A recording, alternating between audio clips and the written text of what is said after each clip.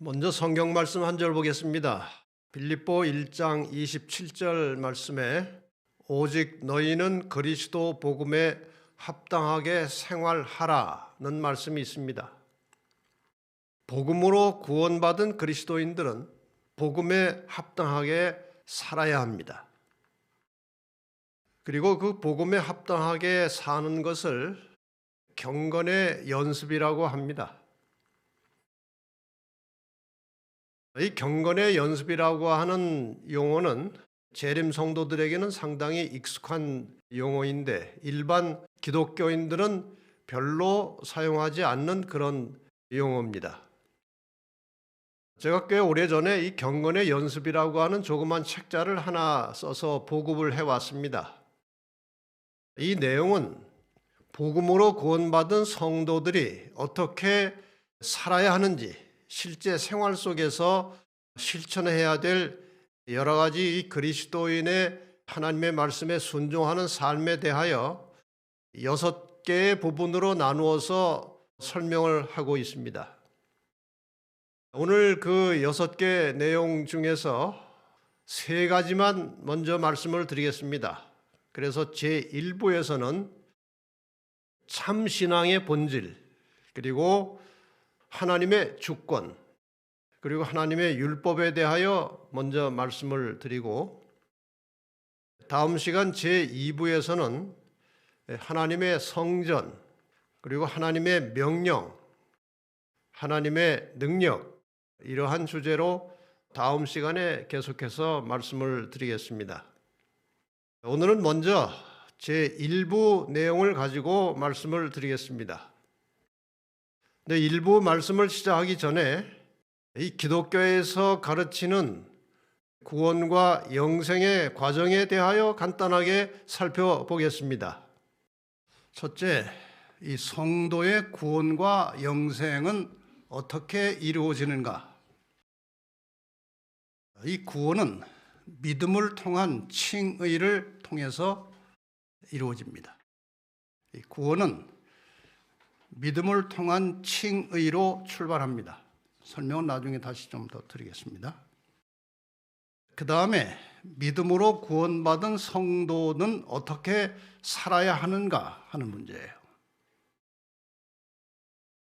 구원받은 성도는 경건의 연습을 통해서 성화를 이루어 가는 겁니다. 나중에 다시 또 설명을 더 드리겠습니다. 그러면은 구원과 영생은 언제 어떻게 완성이 되느냐?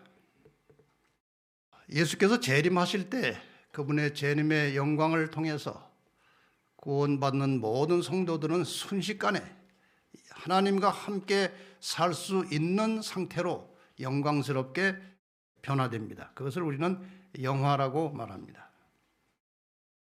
그 다음에 재림 후에 그 성도들은 어디에서 사느냐? 우리가 다 잘 알고 있죠.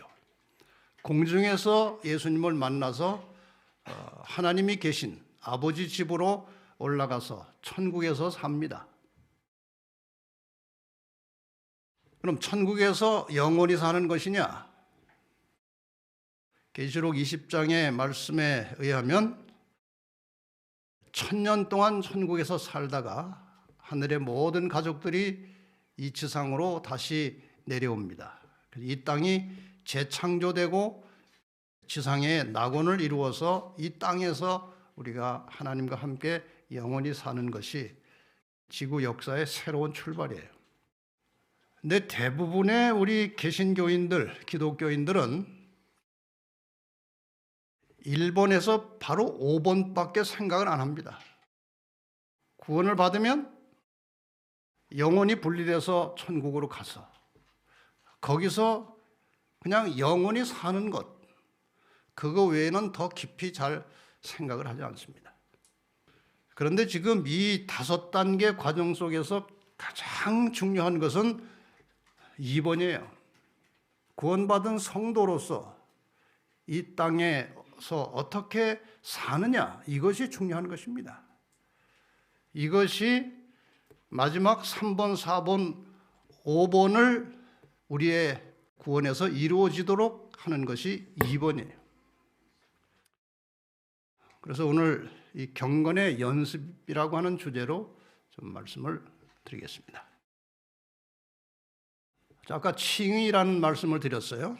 칭의가 무엇이냐? 로마서 5장 1절에 보면은 그러므로 우리가 믿음으로 의롭다 하심을 얻었은즉, 그리고 우리가 무엇을 잘해서 의롭게 되는 것이 아니고 하나님이 나의 창조주이시오 예수 그리스도가 나의 구주이심을 진심으로 믿는 순간에 우리는 하나님과 연결되어서 새로운 생명으로 들어가는 것입니다.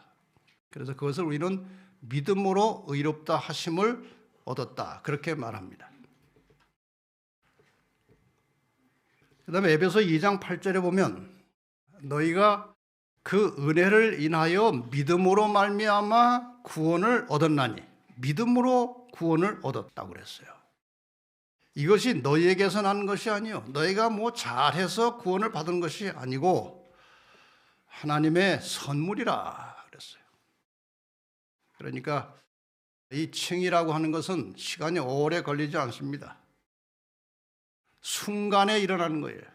우리가 예수 그리스도를 나의 구주로 영접하고 창조주 하나님, 생명의 근원이신 창조주 하나님과 연결되는 순간에 칭의가 되는 것입니다.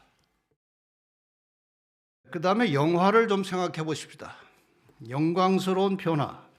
고린도전서 15장 51절에 보면은 보라 내가 너희에게 비밀을 말하노니 우리가 다 잠잘 것이 아니요 마지막 나팔에 예수님 재림하실 때에 순식간에 홀연히 다 변화하리니. 그러니까 우리 지금 인간의 상태는 그 거룩하신 영원히 존재하고 계시는 하나님과 함께 살 수 없는 체질입니다. 우리는 죄인이기 때문에 하나님을 보는 순간에 그냥 사라져요. 그런데 이 재림의 순간에 우리가 하나님과 함께 영원히 살 수 있는 상태로 홀연히 변화되는 거예요. 골로새 3장 4절에 보면은 우리의 생명이신 그리스도께서 나타나실 그때 너희도 그와 함께 영광 중에 나타나리라. 예수님이 재림할 때 우리는 영광스럽게 변화된다. 그래서 영화라고 합니다. 순간에 일어나는 일이에요. 그러면 이 두 순간, 칭의와 영화라고 하는 이 두 순간 사이가 우리가 자주 말하고 자주 생각하고 우리의 생활 속에 늘 우리를 지배하고 있는 성화라고 하는 것입니다. 이 성화를 다른 말로 하면 그리스도 안에서 예수 그리스도를 향하여 자라나는 것입니다. 베드로후서 3장 18절에 보면은 오직 우리 주 곧 구주 예수 그리스도의 은혜와 저를 아는 지식에서 자라가라. 칭의를 받고 그리스도인이 되었으면 그 안에서 자라나라는 것입니다. 이건 사람이 태어나서 자라나는 원리와 똑같아요. 여러분이 이제 자녀를 낳았는데 이 아이가 2살이 되고 3살이 되고 뭐 4살이 돼도 걷지도 못하고 제구실을 못하면은 그 부모의 마음이 얼마나 안타까워요. 우리가 그리스도인이 된 다음에 이 영적으로 자라나지 않으면은 하나님의 마음이 그런 거예요. 자라나라는 것입니다. 디모데전서 4장 7절 8절에는 그 자라남에 대해서 이렇게 설명하고 있습니다. 망령되고 허탄한 신화를 버리고 오직 경건에 이르기를 연습하라. 육체의 연습은 약간의 유익이 있으나 경건은 범사에 유익하니 금생과 내생에 약속이 있느니라. 경건의 연습이라는 말은 여기서 나온 단어예요. 경건을 연습하라. 이 연습이라는 말은 상당히 중요한 말이에요. 운동선수가 하루아침에 그렇게 운동을 잘하지 않습니다. 연습을 해야 돼요. 운동선수가 되기 전에 어느 운동단체에 들어가기 위해서도 연습을 하고 운동선수가 된 다음에도 이제 계속해서 연습을 하는 거예요. 우리의 연습은 그리스도인이 되기 위한 연습이 아니고 그리스도인이 된 후의 연습이에요. 넘어질 수도 있고 실수할 수도 있어요. 그러나 다시 일어나서 연습을 하는 겁니다. 그러면서 우리가 영적으로 성숙해지고 자라나는 겁니다. 그래서 이 칭의부터 영화 이 사이를 우리는 성화라고 말하고 다른 말로 하면은 경건의 연습이라고 합니다. 제가 이 주제를 가지고 상당히 오랜 세월 생각도 하고 글도 쓰고 제 생활 속에서 연습도 해보고 이런 과정 속에서 이제 그 경험과 또 하나님의 말씀에 기초해서 쓴 책이 경건의 연습이라는 책이에요. 이 책 안에 챕터가 6개가 있습니다. 6개 챕터를 이제 하나씩 소개를 하겠습니다. 첫째는 참 신앙의 본질. 신앙의 본질 해도 되는데 요즘 하도 가짜가 많은 세상이라 가짜 신앙이 너무나 많아요. 그래서 참자를 붙여야 돼요. 참 신앙의 본질이 뭐냐 이거예요. 성경절 하나 보겠습니다. 창세기 1장 27절 하나님이 자기 형상 곧 하나님의 형상대로 사람을 창조하시되 남자와 여자를 창조하시고, 여기에 중요한 낱말은 사람이 하나님의 형상대로, 그러니까 하나님의 속성과 하나님의 품성을 부여받고 창조되었다는 것입니다. 외형만 말하는 것이 아니고 여기에 형상에 중요한 것은 하나님의 그 속성, 하나님의 품성을 사람에게 불어넣어 주셨다는 거예요. 근데 죄 때문에 우리가 그 하나님의 품성, 하나님의 형상을 거의 다 잃어버렸어요. 교회 증언에 보면은 죄로 말미암아 사람에게 있는 하나님의 형상은 훼손되고 거의 지워졌다. 이게 어떻게 보면 부정적인 문장입니다만은 저는 여기서 긍정의 단어를 하나 찾는데 거의라는 거예요.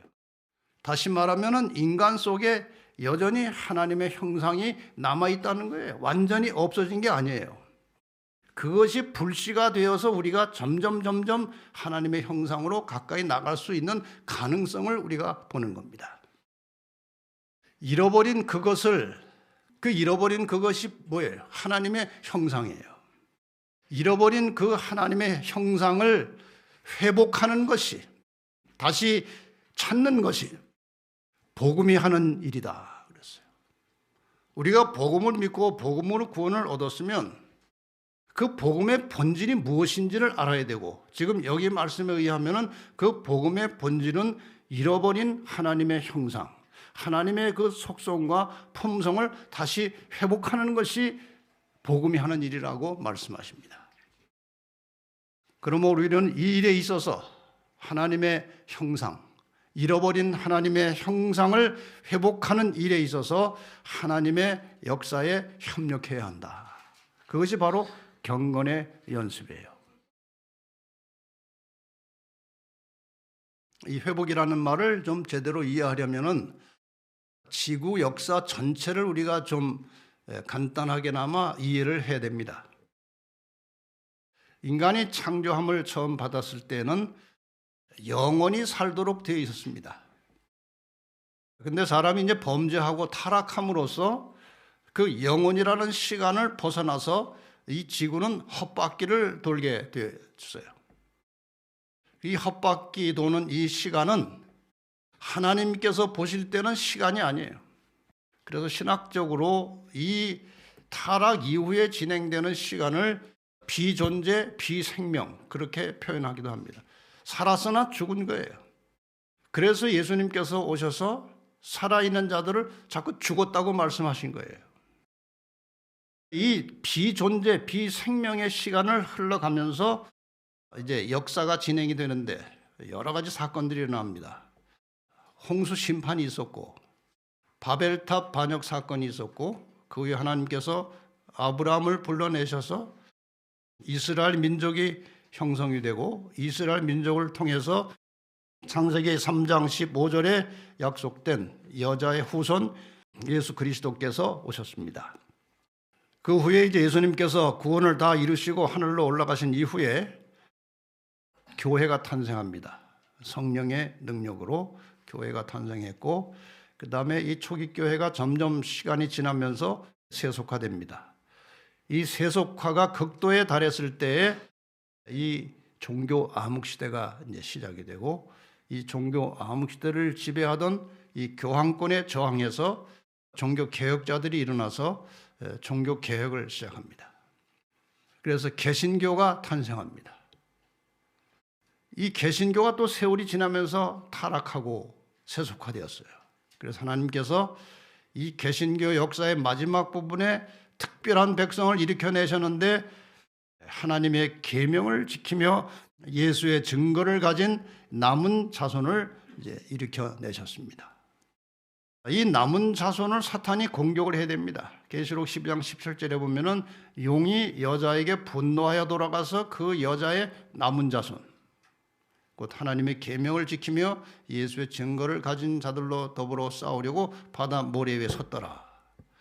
이 용이 직접, 사탄이 직접 싸우지 않고 그 대리자를 보내서 늘 싸우는데, 마지막에 이 용의 대리자로 다시 등장한 세력이 교황권이 다시 일어난 거예요.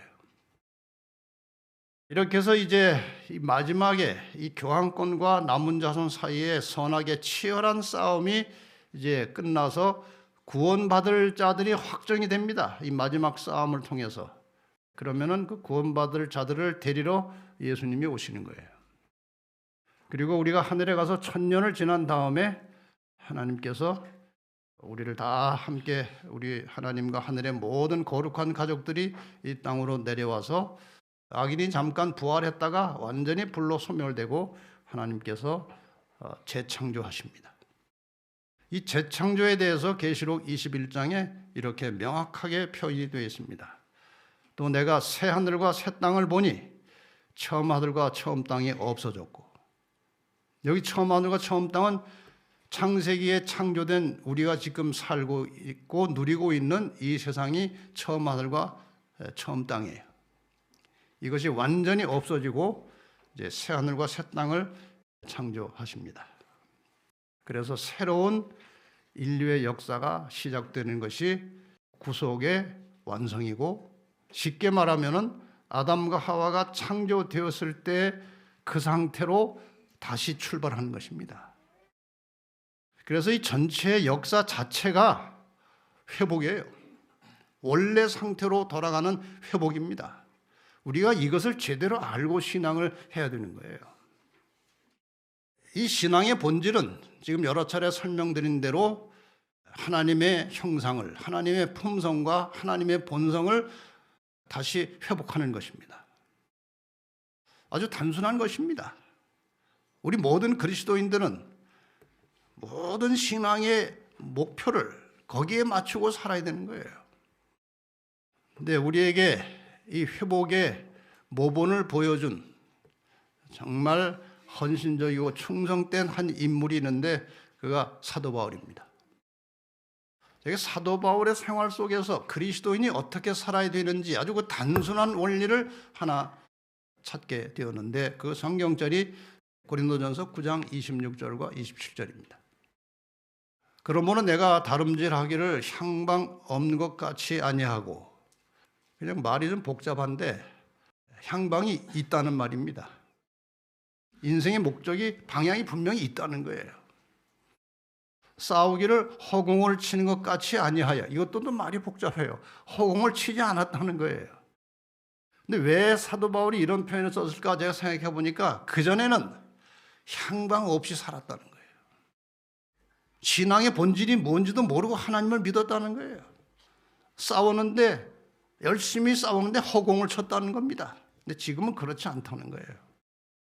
어떻게 바뀌었느냐? 내가 내 몸을 쳐 복종하게 함은 내가 남에게 전판 후에 자기가 도리어 버림이 될까 두려워함이로라. 사도 바울이 편지서를 읽어보면요, 이 두 가지 일을 하고 살았어요. 자기하고 싸운 것입니다. 내 몸을 쳐서 복종하게 한다. 그 다음에 남에게 복음을 전하면서 살았어요. 그러니까 남에게 열심히 복음을 전하면서 삶과 동시에 자기와 싸운 것입니다. 왜냐? 내가 복음을 열심히 전한 다음에 내가 버림받으면 그게 무슨 보람이 있느냐? 그래서 자기의 구원을 이루는 일에 있어서 사도 바울은 열심히 기도하고 노력하면서 복음을 전했다는 거예요. 몸을 쳐서 복종케 한다는 것이 바로 품성의 변화예요. 그 다음에 복음 전도하는 것. 사도 바울은 이 품성 변화와 복음 전도에 인생을 걸고 살았어요. 모든 관심이 그의 하는 일이 이 두 가지였습니다. 근데 사도 바울뿐만 아니라 이 초기 교회 성도들의 관심도 이 사도 바울의 관심과 일치했다는 것을 우리가 증언의 말씀을 통해서 볼 수 있습니다. 증언보감에 보면 모든 그리스도인이 그의 형제에게서 하나님의 사랑과 자비의 형상을 보았다. 한 가지 관심사만이 편만하였다. 한 가지의 특출한 주제가 모든 다른 문제들을 삼켜버렸다. 신자들의 유일한 포부는 그리스도와 같은 품성을 나타내는 것, 품성 변화요. 주의 나라의 확장을 위하여 일하는 것이었다. 복음 전도하는 것이었다. 사도 바울의 그 사상과 생활의 법칙과 똑같은 것입니다. 그런데 여기서 우리가 좀 주시해서 봐야 할 단어가 있어요. 한 가지 관심사라고 그랬어요. 한 가지 특출한 주제라고 그랬어요. 유일한 포부라고 그랬어요. 근데 내용은 두 가지입니다. 분명히 한 가지 주제라고 했는데 내용을 보니까 품성 변화와 복음 전도예요. 이게 무슨 뜻인가? 이 두 가지는 분리할 수 없는 거예요. 정말 품성 변화가 되기를 원하면 전도하는 것이 지극히 자연스럽고 정상입니다. 또 다른 말로 하면은 남을 위해서 희생하고 봉사하고 헌신하는 삶 속에서 일어나는 전도하는 일이 없이는 품성 변화가 안 된다는 것입니다. 그래서 이 두 가지가 하나라는 거예요. 아까 우리 본 성경절을 다시 한번 보겠습니다. 에베소 4장 15절. 오직 사랑 안에서 참된 것을 하여 범사에 그에게까지 잘할지라. 그런 머리니 곧 그리스도라. 예수님이 우리의 모델이에요. 이렇게 예수님을 향해서 계속 자라나라는 것입니다. 망령되고 허탄한 신화를 버리고 오직 경건에 이르기를 연습하라. 이것이 품성의 변화를 말하는 거예요. 우리 그리스도인은 항상 이 문제를 생각을 깊이 하고 살아야 돼요. 내가 작년에 이 교회 다닐 때 내가 가졌던 품성과 올해 이 교회를 다닐 때 나에게 보여지는 품성의 차이가 있느냐 없느냐? 혹시 더 나빠지진 않았느냐? 이런 것들을 생각해야 돼요. 자, 이 품성 변화와 복음 전도의 관계에 대해서 그리스도인 선교 봉사에 아주 적절한 말씀이 있어요. 하나님께서는 사람이 전도하지 않아도 천사를 통해서 복음을 전할 수 있으셨다. 하나님께서는 우리의 도움 없이도 죄인을 구원하시는 당신의 목적을 이루실 수 있었다. 그러나 그리스도의 품성과 같은 품성을 개발시키기 위해서 우리는 그의 사업을 분담해야 한다. 이게 무슨 말입니까? 우리가 전도 안 해도 하나님이 다른 특별한 방법을 통해서 전도하는 일을, 복음 전하는 일을 다 완성할 수 있으셨는데 우리에게 이것을 맡기신 이유가 무엇이냐? 예수님과 같은 품성을 개발시키기 위해서 전도하는 사역을 맡기셨다는 거예요. 그리고 이 말씀 속에 들어있는 상당히 중요한 의미가 무엇입니까? 영혼을 사랑하는 마음으로 복음을 전하는 일에 적극적으로 헌신하고 동참하지 않는 상태에서 교회만 왔다 갔다 하는 그런 방식의 신앙을 가지고는 품성의 변화가 일어나지 않는다는 것입니다. 왜 그럴까요? 성경이 말하는 품성의 변화는 다른 말로 해서 이 회복이라고 하는 것은 중심의 이동이에요. 자기 중심적인 생활 방식을 다른 사람 중심의 생활 방식으로 바꾸는 거예요. 좀 더 구체적으로 하면은 자기 중심에서 나오는 열매가 무엇이냐? 이기심과 교만이에요. 그래서 이 우리 인간 사회에서 벌어지는 대부분의 문제는 이기심과 교만심 때문에 나타나는 거예요. 이것을 바꾸어 나가는 것이 품성을 변화시키는 거예요. 타인 중심으로, 이기심을 희생으로 바꾸고 교만심을 겸손으로 바꾸는 거예요. 예수님께서 이 모습을 보여주셨습니다. 그는 원래 하늘의 왕이셔요. 하나님이셔요. 그런데 비천한 인간의 모양으로 오신 것입니다. 얼마나 겸손하십니까? 그걸 배우라는 거예요. 그 다음에 자기의 모든 시간과 인생을 철저하게 남을 위해서 사셨어요. 그리고 생명까지 버리셨어요. 우리를 구원하시기 위해서. 이러한 변화를 하나님께서 우리에게 바라시는 것입니다. 이런 품성을 가진 사람들이 모여 사는 곳이 천국이에요. 그래서 예수님께서 하신 중요한 말씀 중에 하나가 남에게 대접을 받고자 하는 대로 남을 대접하고 살라는 거예요. 그래서 이때 참신앙의 본질은 하나님의 형상을 회복하는 것이고, 이 하나님의 형상을 회복한다는 것은 예수님께서 보여주신 그 품성을 담기 위해서 날마다 기도하고 연습하는 겁니다. 그 다음에 두 번째 주제는 하나님의 주권이라는 주제가 있습니다. 주권. 이 하나님의 주권은 우리가 하나님을 믿고 신앙을 하는 일에 있어서 하나님의 주권을 인정하고 사는 것은 생명처럼 중요한 것입니다. 신명기 10장 14절에 보면은 하늘과 모든 하늘과 땅과 그 위에 만물인 본래 내 하나님 여호와께 속한 것이로되. 그러니까 이 말씀 속에는 이 땅의 모든 만물이 인간을 포함해서 다 하나님의 것이라는 개념이 들어있는 거예요. 나도 내 것이 아니에요. 내 주인은 하나님이십니다. 산상본에 보면은 하나님께서는 모든 사람을 창조를 통한 소유와 하나님께서 우리를 창조하셨기 때문에 우리가 하나님의 소유가 된 것이에요. 그리스도의 보배로운 피의 지불을 통한 소유, 그러니까 창조를 통해서도 우리가 하나님의 소유인데 죄 때문에 죽을 수밖에 없는 그런 처참한 상태가 되는데 하나님께서 독생자 예수 그리스도를 통해서 우리를 다시 죄값을 지불하시고 우리를 다시 구원하셨어요. 그래서 곧 당신의 이중적 소유로 주장하신다. 왜 이중적 소유인지 이해가 되시죠?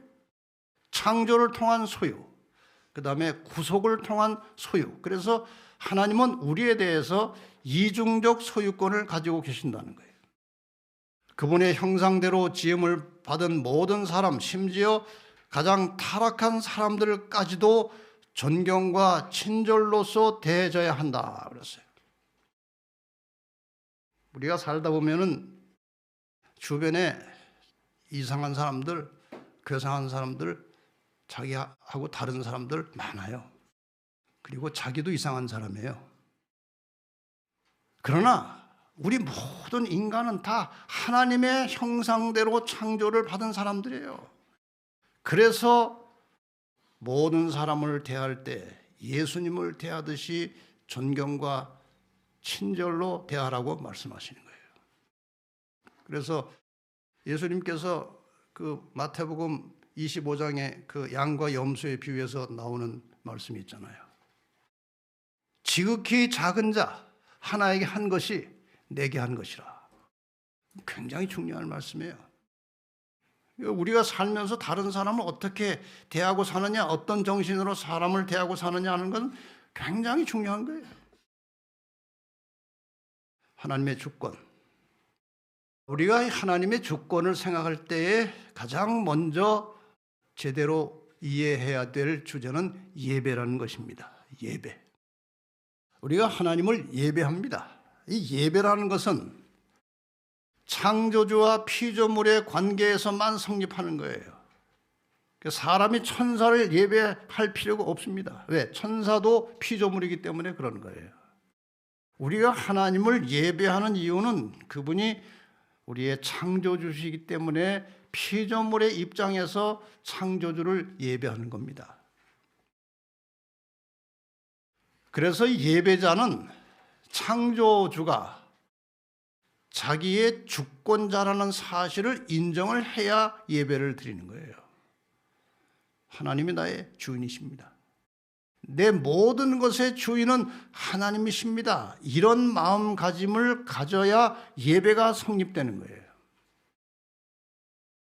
여러분, 하나님이 나의 모든 것의 주인이시고 주권자이심을 인정하십니까? 네. 진짜 인정하시는지 안 하시는지 다음 얘기를 좀 들어보세요. 우리 인간이 가지고 있는 가장 소중한 재산은 생명입니다. 그리고 생명이 있는 자에게 시간이 있어요. 죽으면 시간이 없어요. 그러므로 나의 모든 생명과 함께 나에게 주어진 모든 시간 전체가 하나님의 것입니다. 인정하십니까? 인정해야죠. 내 생명 하나님의 것이고 이 생명 때문에 내가 사용하는 모든 시간 다 하나님의 시간이에요.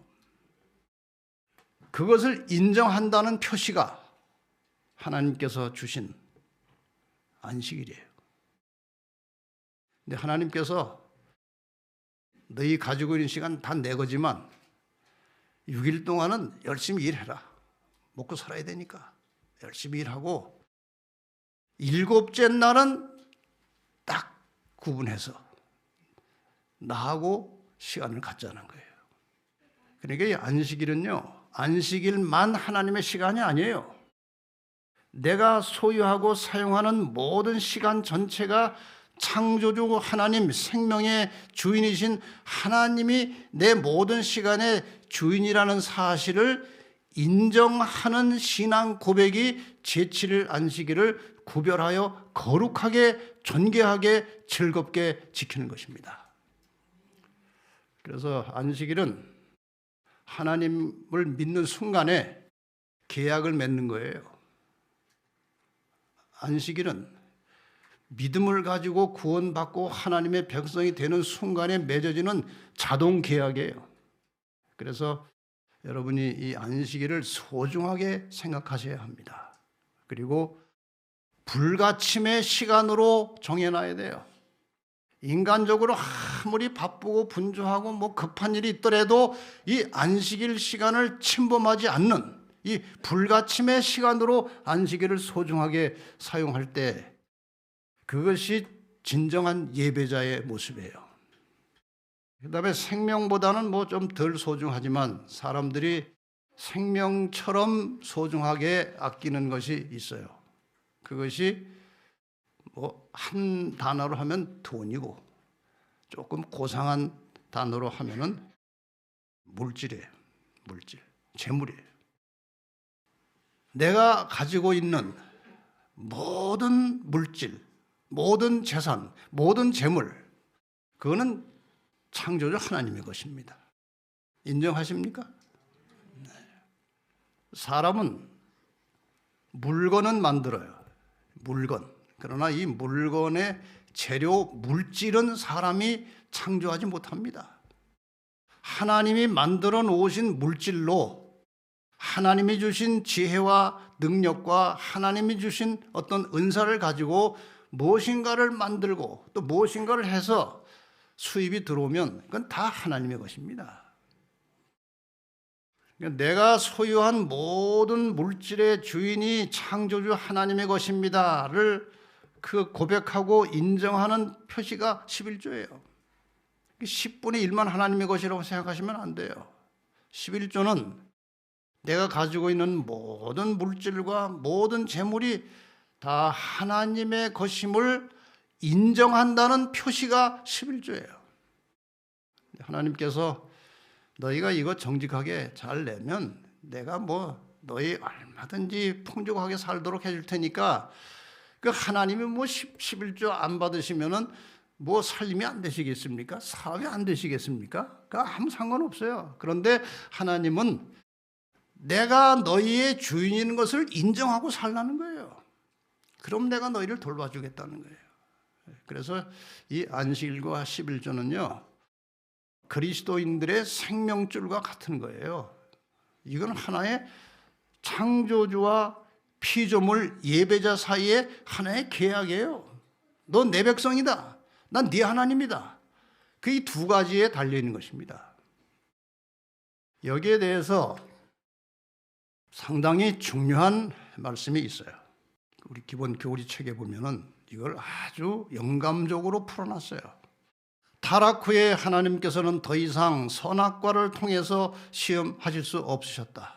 그러나 인간에게는 하나님께서 모든 선하고 온전한 선물의 근원이시며 재물 얻을 능력을 주시는 분이심을 끊임없이 상기시켜 줄 요소가 여전히 필요하였다. 당신께서 모든 축복의 근원이심을 상기시켜 주기 위하여 하나님께서는 11조와 헌금 제도를 제정하셨다. 여러분, 이 선악과라는 의미는요, 여러 가지 다양한 의미가 있는데 그 중에 아주 중요한 것은 뭔가 하면은요, 이 아담과 하와가 하늘에서 생존하고 이 에덴 동산에 아담과 하와가 에덴 동산에서 생존하고 영생할 수 있는 방법은 두 가지였습니다.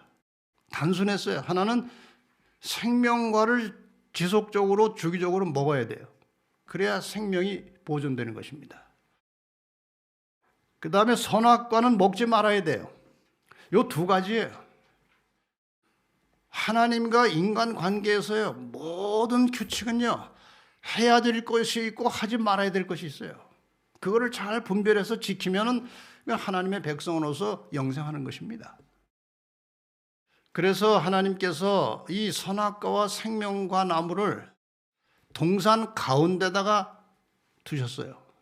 그 선악과 먹으면 안 되면 저쪽 어디 구석에다가 그냥 만들어 놓고 그거 잘 보이지도 않게 놔야 안 먹는데 왜 그 동산 중앙에 두고 생명과일을 먹으러 꼭 가야 됩니다. 주기적으로. 먹으러 가면 반드시 옆에 선악과가 보이는 거예요. 왜 그렇게 붙여놓으셨어요? 아담과 하와가 지구상에 이 에덴 동산에 살면서 하나님은 옆에 계시지 않고 하늘에 계셨고 아마 종종 에덴 동산에 방문 오셨다. 그렇게 돼 있죠. 하나님 안 보여요. 그러면은 마음대로 살고 동물도 자기 말 듣고 온 세상 천지가 다 자기 마음대로인데 자칫 잘못하면은 이것이 자기 것인 줄 착각할 수 있어요. 그래서 생명과일을 먹으러 가서 선악과를 보는 순간에 내가 할 수 없는 것이 있는 거예요, 거기에. 그 선악과를 보는 순간에 이것이 내 것이 아니고 나와 이 모든 만물이 하나님의 것임을 생각나게 해주는 장치가 선악과였어요. 그러므로 선악과를 먹었다는 것은 하나님이 모든 만물의 주인이라는 사실을 거부한 것입니다. 하나님은 생명의 근원이시에요. 그러므로 생명의 근원이신 하나님을 거부하고 분리되는 순간에 그건 죽는 겁니다. 이건 아주 중요한 교훈을 가지고 있는 거예요. 그래서 이 선악과는 온 천지 만물 그리고 나와 내 생명 이 모든 것이 하나님의 것임을 생각나게 해주는 장치였어요. 지금 우리 선악과가 없어요. 무엇으로 생각나게 하십니까? 11조와 안식일을 통해서 내 생명의 주인이 하나님이시고 모든 만물과 물질의 주인이 하나님이심을 생각나게 해주는 장치예요, 이것이. 그래서 이게 중요한 거예요. 안식일에 대해서도 아주 중요한 말씀이 나옵니다. 아담과 하와가 에덴에서 시험을 당한 것처럼 사람이면 누구나 다 시험을 받는다. 선악과가 에덴 동산 중앙에 위치해 있었던 것과 똑같이 안식일 계명은 십계명의 중앙에 있다. 여러분, 이 안식일을 어디에 비유했어요? 선악과에 비유한 겁니다. 그만큼 중요한 거예요. 선악과 열매에 대하여 그것을 먹지 말라, 먹는 날에는 정령 죽을까 하노라는 제한을 하셨다. 안식일에 관하여 하나님께서 그것을 더럽히지 말고 거룩하게 지키라고 말씀하셨다. 그 지식의 나무, 선악을 알게 하는 그 지식의 나무가 아담의 충성의 시금석이었던과 꼭 같이 넷째 계명은 하나님께서 그의 모든 백성의 충성을 증명하도록 하시려고 주신 시금석이다. 그래서 우리가 신앙생활을 하면서 이 안식일과 11조는 모든 만물의 주인이 창조주 하나님이시고 내 생명과 존재의 근원이 주인이 하나님이심을 인정하고 고백하는 그런 신앙을 계속적으로 유지해 나갈 수 있는 아주 중요한 장치 두 가지가 안식일과 11조예요. 하나님의 주권에 대해서는 이 정도만 하고 이제 하나님의 율법에 대해서 잠시 설명을 드리겠습니다. 마태복음 22장 37절로 40절에 보면 예수께서 가라사대 네 마음을 다하고 목숨을 다하고 뜻을 다하여 주 너희 하나님을 사랑하라. 네 이웃을 사랑하라 하셨으니 이 두 계명이 온 율법과 선지자의 강령이니라. 예수님 당시에는 그 신약 성경이 없었고 구약 성경은 이제 두루마리 형태로 존재하고 있었습니다. 이 예수님 당시에 사용하는 용어 중에서 율법과 선지자라는 말을 쓰면은 구약 성경 전체를 가리키는 것입니다. 모세 오경 율법과 나머지 모든 것들을 그냥 합쳐서 이제 선지서라고 그랬어요.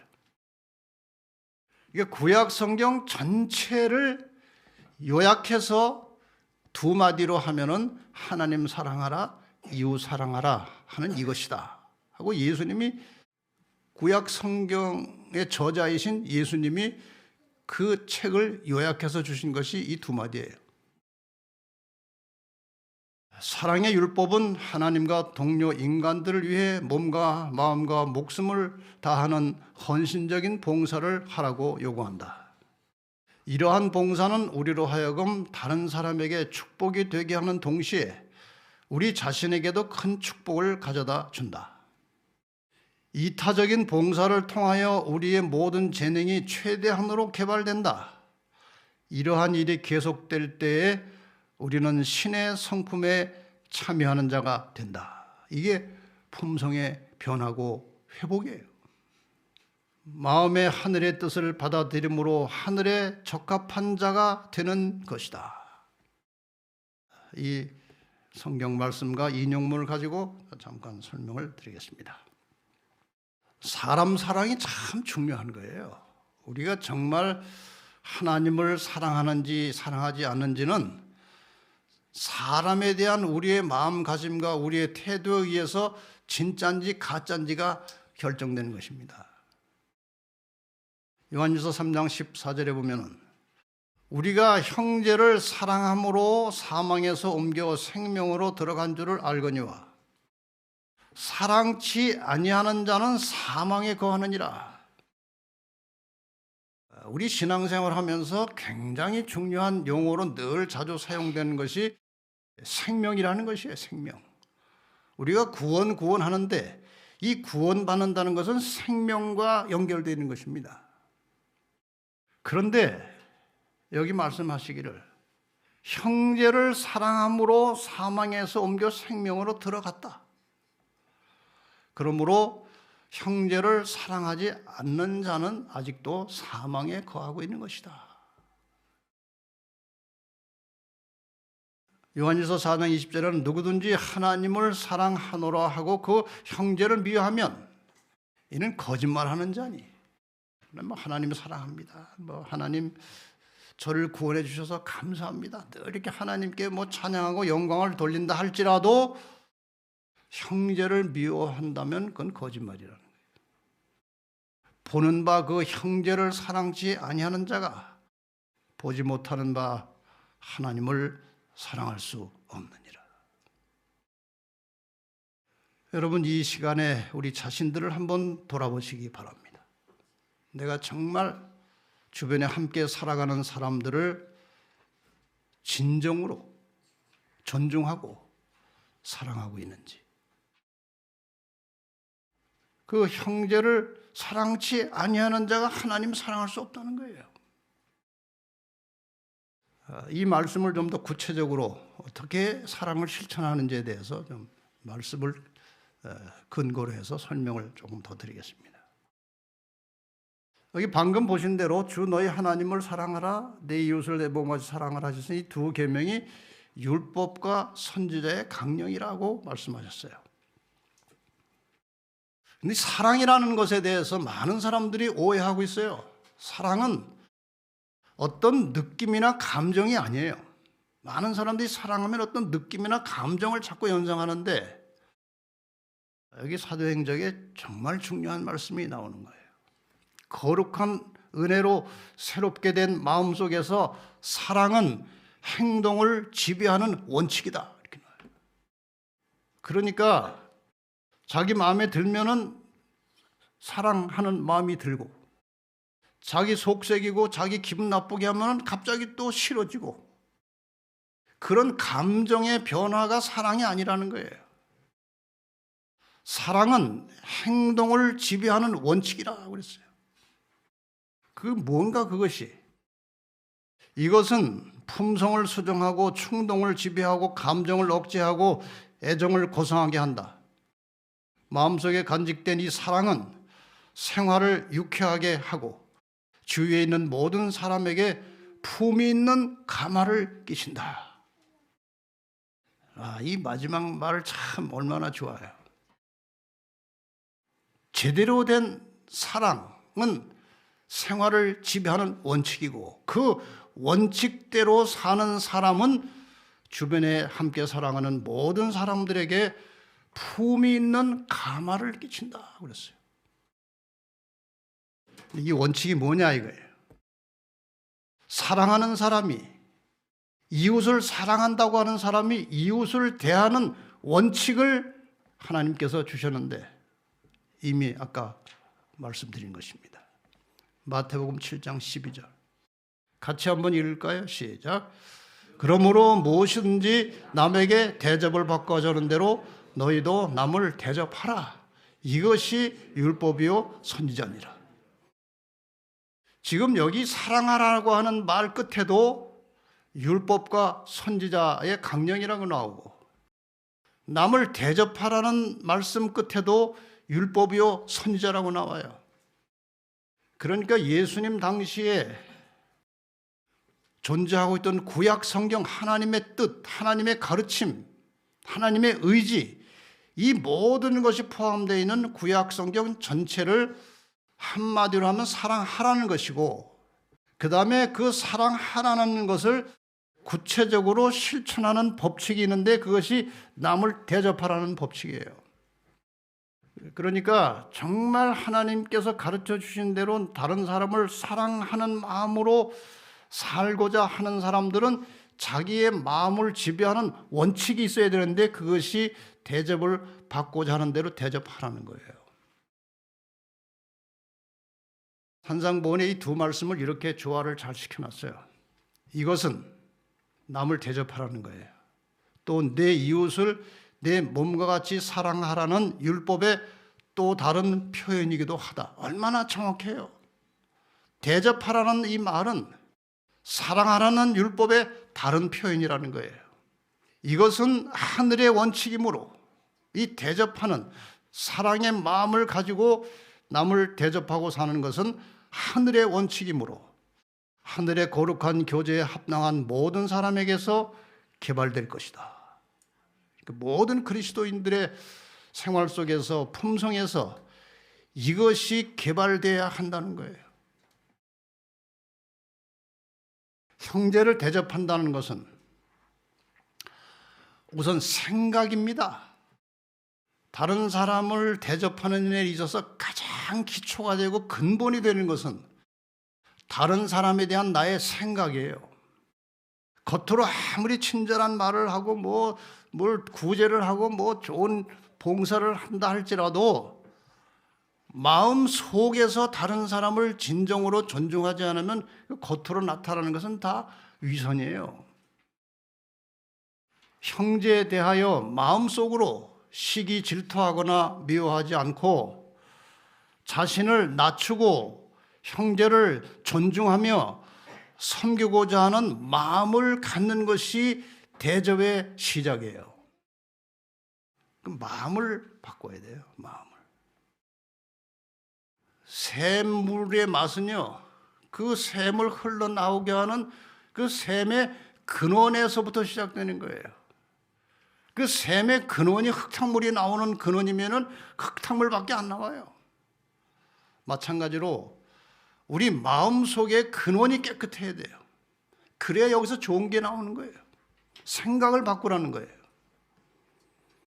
말, 언어, 형제에 대하여 불평하거나 험담하거나 모함하지 않고 언제나 친절하고 좋은 말로 희망과 용기를 주며 격려하는 것이다. 이런 말을 써야 돼요. 이게 대접하는 거예요. 왜? 자기가 이런 대접받기를 좋아하잖아요. 그럼 남도 그렇게 대접하라는 것이 주님의 가르침이에요. 여기 오늘 들어오시다가 그 전광판에 밑에 문장을 바꿔놨는데 혹시 읽어보고 들어오셨습니까? 거기 자꾸 바뀝니다. 그러니까 들어올 때마다 안 바뀌어도 계속 읽고 들어오세요. 생각을 하고 생각하는 신앙. 뭐라고 바꿔놨어요? 참 그리스도인의 언어는 항상 부드럽고 친절하다. 늘 들어올 때마다 같은 말이라도 읽고 생각하고 들어오세요. 그래야 사람이 바뀌는 거예요. 나눔, 언제나 자신을 희생하고자 하는 마음을 가지고 자신이 소유하고 있는 모든 것을 형제의 유익과 행복을 위하여 나누며 사는 것이다. 이게 대접이에요. 그 다음에 전도하는 것입니다. 아까 말씀드렸죠? 전도의 정신 없이 선교적 활동 없이 변화가 일어나지 않는다는 거예요. 왜? 전도는 남을 위해서 희생해야 되거든요. 헌신해야 되거든요. 때를 얻든지 못 얻든지 자신이 먼저 받은 생명의 복음을 이웃들에게 나누어 주면서 천국에서 함께 살기를 원하며 일하는 것이다. 전도는 나중에 다시 별도의 주제로 또 다루겠습니다. 요한일서 3장 17절에 보면 누가 이 세상 재물을 가지고 형제의 궁핍함을 보고도 도와줄 마음을 막으면 하나님의 사랑이 어찌 그 속에 거할까 보냐. 그러니까 가난하고 어렵고 힘든 이웃들이 있으면 항상 손을 펴서 베풀고 나누고자 하는 마음가짐을 가지고 사는 것이 진정한 그리스도인이라는 거예요. 내가 구원받았는지 못 받았는지 확인하는 기준이 여기 하나 있습니다. 남을 위하여 사욕이 없는 노력에 몸을 바치는 자들은 확실히 저희 자신의 구원을 이루고 있는 것이다. 참 좋은 말씀이죠. 중요한 말씀이에요. 좋은 말씀이라기보다는 중요한 말씀이에요. 다른 사람을 위해서 사욕 없이 열심히 자기 자신을 헌신해서 다른 사람의 유익과 행복을 위해서 자기 자신을 헌신하면서 그들이 행복해하는 모습을 보고 행복을 느끼고 있다면 구원을 이루고 있는 사람들이라고 말씀하신 것입니다. 그런데 이것이 다른 사람에게 유익을 주는 것으로 끝나지 않고 무한한 보상이 돌아온다는 거예요. 선행은 친절을 베푸는 사람과 받는 사람에게 다 같이 유익을 주므로 이중의 축복이 된다. 선한 일을 하고 있다는 생각은 병든 몸과 마음을 치료해주는 가장 좋은 약 중에 하나이다. 의무를 잘 감당했다는 생각과 다른 사람들에게 행복을 제공해 준 데 대한 만족감으로 말미암아 마음이 가볍고 기뻐질 때 즐겁고 향상시키는 힘이 온 몸에 새 생명을 가져다 준다. 여러분, 하나님께서 우리에게 주신 말씀은요, 하나하나가 다 우리 개인, 우리 자신의 유익과 행복을 위해서 주시는 거예요. 남을 도와주라, 베풀고 손을 펴라, 원수를 사랑하라. 이 모든 것들이 자신의 생명을 건강하게 지키는 길이기 때문에 하나님께서 그렇게 하라고 말씀하신 것입니다. 다른 사람을 복되게 하는 데서 오는 즐거움은 신경들을 통하여 감각의 행복감을 전달해주고 혈액순환을 촉진하며 정신과 신체의 건강을 증진시킨다. 이거 얼마나 축복된 일입니까? 남을 위해서 희생 봉사하고 남을 위해서 헌신하는 것은 결국 다 그것이 축복이 되어서 자신에게 돌아오게 돼 있어요. 이것이 하나님의 형상이고 이것이 하나님의 품성이에요.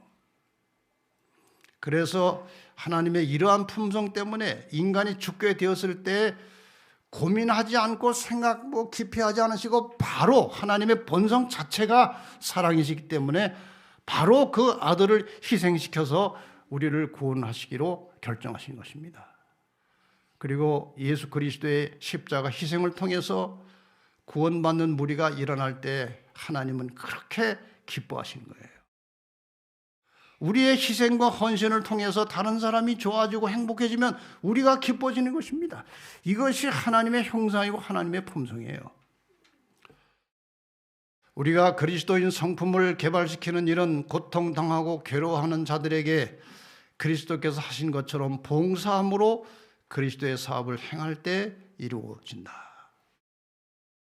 품성 변화가 왜 이렇게 안 되냐 하고 걱정하시지 말고 이 말씀에 순종하시고 남을 위해서 자신의 모든 것을 바쳐서 헌신하고 희생하고 남을 위해서 살아가는 그런 생활이 될 때에 우리의 품성이 변화되고 우리 자신이 행복해진다는 사실을 꼭 기억하시고 남에게 대접을 받고자 하는 대로 남을 대접하고 사랑하며 살아가는 성도들이 되시기를 바라면서 오늘 말씀을 마치겠습니다.